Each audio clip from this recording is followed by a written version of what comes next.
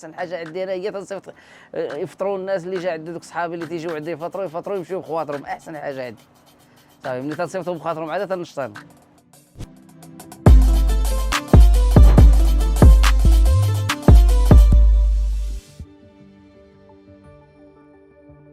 أمقوني عبد الملك من إقليم بني عياط، العمالة أزيلة.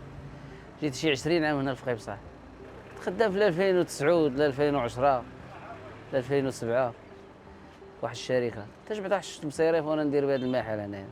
والمحل تتكوني حر، الشي خلانا نديرو المحل ديالنا لروسنا باش نخدمو لروسنا.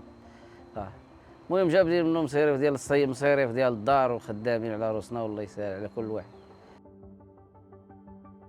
احسن حاجه تعجبك فاش تحل المحل هي تجي وتصيبي النفاذ نايض صافي، تلحقي تمي الخبيز تمي الكومير تمي كلشي داكشي اللي شديتي، تعمري بريردات تفطري الناس تصيفطيهم بخواطرهم.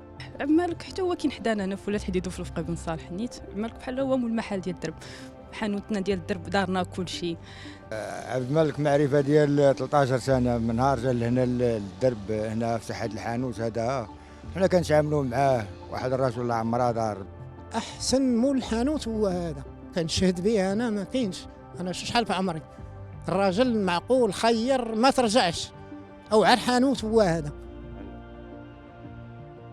تنتمناو لهم كاملين التيسير، كاع اللي نوا فينا الخير يصوت علينا الله يرحم ليه والديه.